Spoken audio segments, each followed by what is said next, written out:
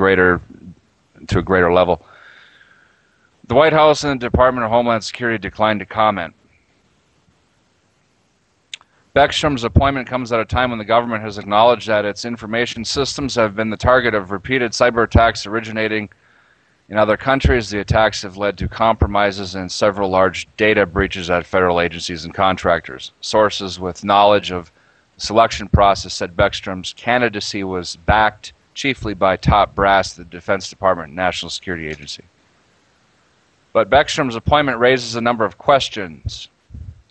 James Lewis, Director of Technology and Public Policy for the Center for Strategic and International Studies, who is the enemy, basically. Those are the anti-constitutional, anti-American enemies of the Republic who are involved in setting up world government for their masters at Bilderberg and so forth. They noted that DHS only recently appointed Greg Garcia, former head of the Information Technology Association of America, to be Assistant Secretary for Cybersecurity and Telecommunications, position fought for and won through tireless lobbying from lawmakers on Capitol Hill who believed DHS wasn't placing a strong enough emphasis on cyber. If you go back, okay, and you dig around into some of the, when you look for documents, as far as like from the groups, the think tank organizations that are pushing for world government, you find out that Rand Corporation, as most of you are, or you're probably all familiar with, how they were involved in 9/11. It's pretty damning. There's Rand Corporation has a document from before 9/11, actually. I looked at it. It's from the year 2000, where they're talking about cybersecurity back in 2000 and the risk that to national security from terrorists, through via the means of cyber attacks and so forth. I mean, this agenda has been going on for actually 10 years or more. Okay, I mean, the New World Order has always they sit around and they think to themselves, okay, what aspects of society provide people with the ability to be independent, or to be prosperous, to have a high standard of living, that promote freedom and liberty, and they've preemptively they figure out, okay, these things are contributing to free society, we need to destroy them. And that's where you have all these white papers that are the most damning thing. I mean, if you want to really find out, how these people think and how their operations are conceived, you look into, they're hard to find, a lot of them, but look into their white papers. Just start looking into Rand Corporation, okay, who was also tied in heavily with electronic data systems, and OMG, which is a company called Object Management Group. Just do searches on this stuff and look at some of their documents. I mean, you can figure it out for yourself what they're doing. It's a lot of it's really tedious. I mean, they have like thousands of pages of information and so forth. But if you want to go ahead and comment on anything that I've said so far before I continue, or if you have any questions on anything that with what I'm saying, go ahead and fire away. All right, thanks, Mark. I'd like to welcome everybody to Piercing the Darkness tonight. Mark's talking about a very important subject again, gang. And I just want to comment here.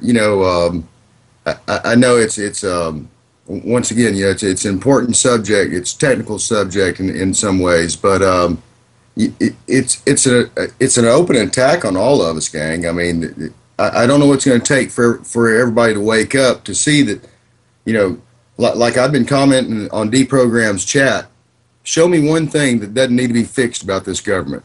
And okay, and that's just on our national scale, USA scale. On a global scale, look at what they've done to your 401ks. Um, look what's happened to the stock market. Look at the value of your money. I'll say it again. I really think this thing's spiraling in, and we're headed for some hyperinflation. Um, it's sad, but it's true. It's like ripping off a Band-Aid. It can take a long time, and the hurt can take a while, or you can just snatch it off and get it over with real quick. But things are broke. Look around you. I don't know what's going to take for everybody to wake up. Um, it's getting serious, and it just looks like at the rate they're going, the accelerated rate they're implementing all this stuff.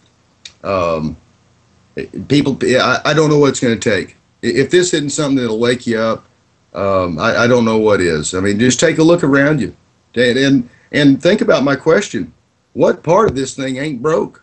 What part of it would you leave alone and not change? I think it's clear when you got to think about it that long about what ain't broke. It's obvious. It's all broke. Go ahead, Mark. Thanks for that, Captain Gringo. I'm going to continue with the article, and then I will also read off the embedded comments, and I think you'll all be able to get a really good idea of why I'm even reading this to its full extent. Because I mean, it might seem like kind of like academic, if you will, but there's a reason for it. Quote, here you have a group that's allegedly in charge of cyber for DHS, and then we see another group being set up outside that in a structurally new way, said Lewis, whose employer is spearheading a group of industry and government cyber experts called the Commission on Cybersecurity for the 44th Presidency, which is expected to present the next president with a series of actionable recommendations he or she can take to tackle some of the most pressing cybersecurity problems facing the government, industry, and consumers. Quote, we still don't know what Beckstrom's relationship will be to all of the other bits of cyber bureaucracy lying around. And my comment to that part of the article was, they knew he wasn't in the loop of their bona fide false flag black op team and were already exhibiting distrust about him because he wanted no part in false flag terror. Beckstrom was one of the good guys. That's why he resigned soon after getting the job. Makes you wonder how the hell he even got selected after being screened by the New World Order intelligentsia to begin with.